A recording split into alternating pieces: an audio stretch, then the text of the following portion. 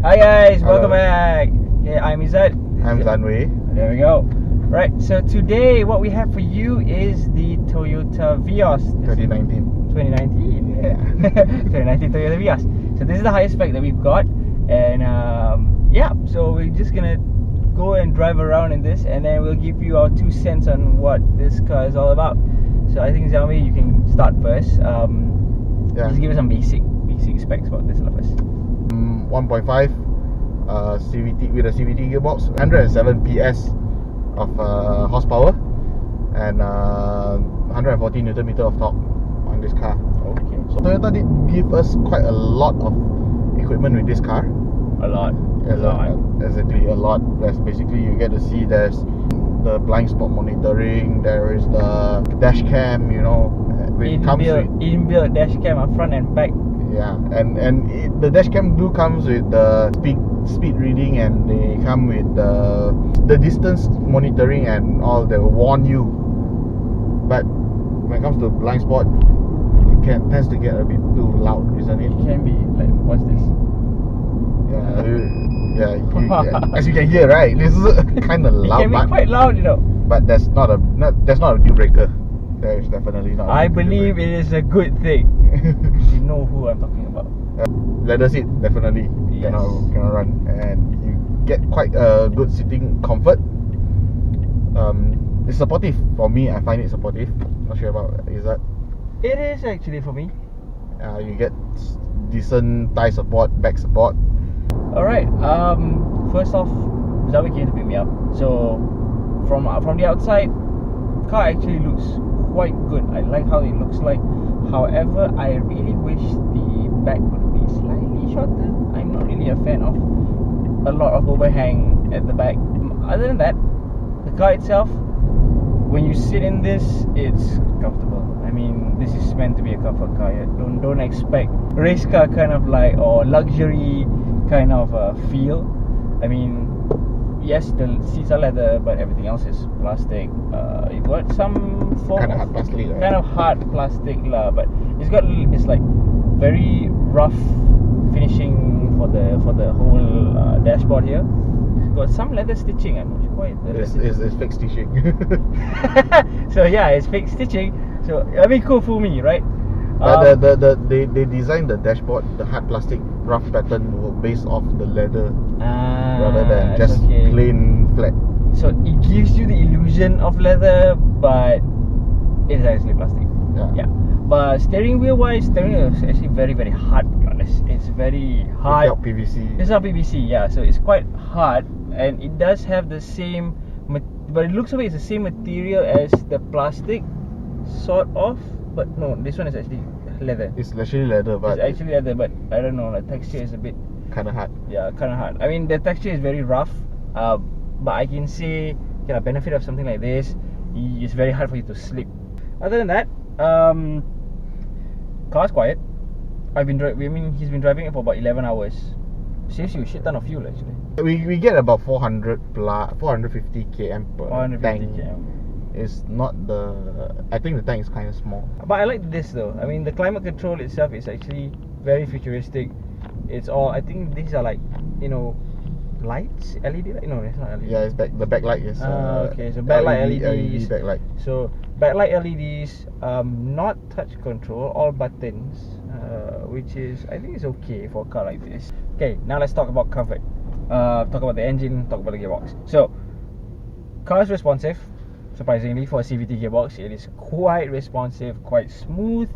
Power delivery is good. The suspension is tuned towards comfort. It is very nice. You go over bumps, you don't really feel it. It absorbs the bumps very well. Yeah, it absorbs it very well. Driving on uneven roads, right now you've got like some cement on the road and stuff like that. And the yellow strips. Yeah, and the yellow strips. It actually absorbs it very well.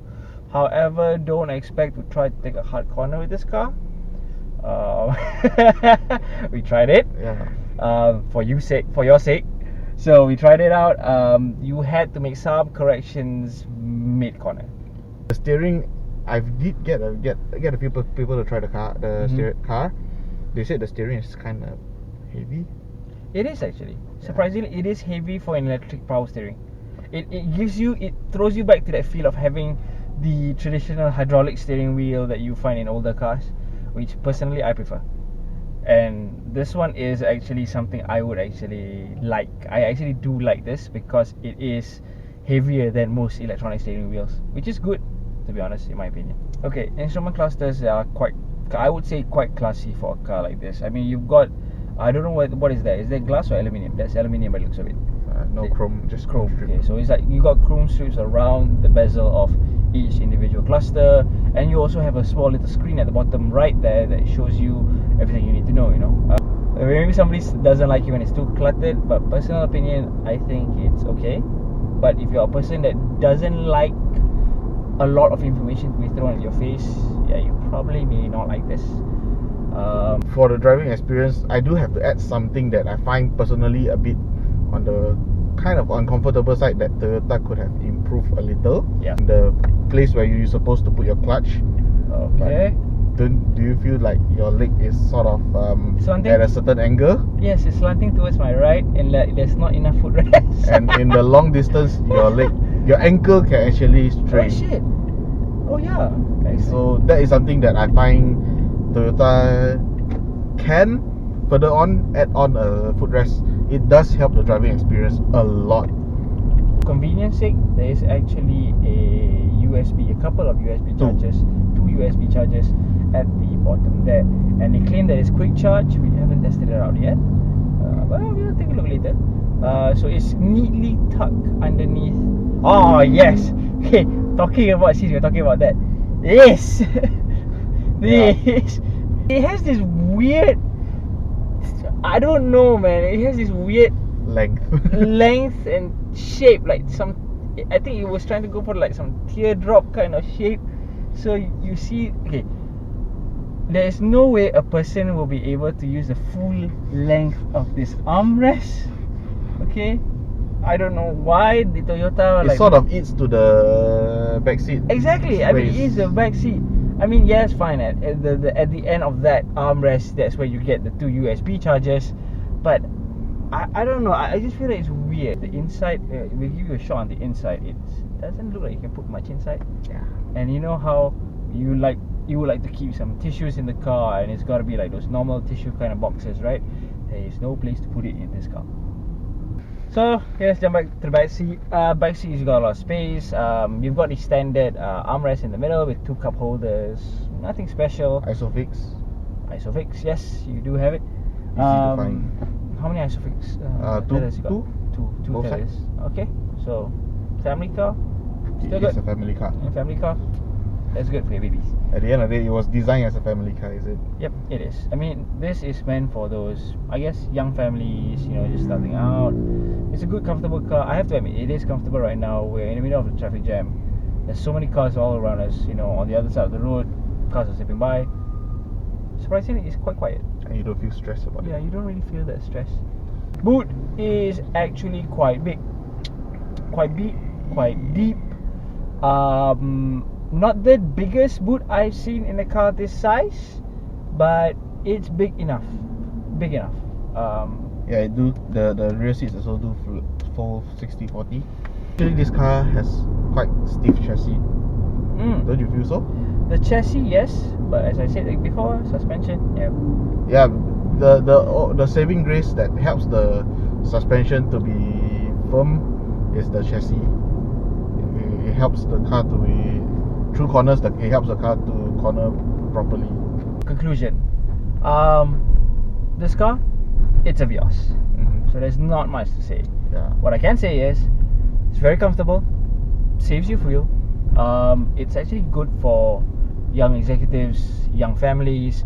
The two Isofixes at the back allows for two baby seats. Very comfortable, very quiet. Good for long balik kampung drives. For your weekend drives, it's okay. I wouldn't take this up for the toge riding. I would not. Okay, but other than that, it's a Vios, so it's meant to be an everyday car that's comfortable, that's convenient for you, and for 88k, I think you get quite a lot of things. So, what do you guys think? Let us know in the comments below what you think about the new Vios. If you have any questions, let us know in the comments as well. We'll try to reply it. yeah, so subscribe to the channel and click the bell icon to be notified on future content. So we'll catch you guys around. Peace.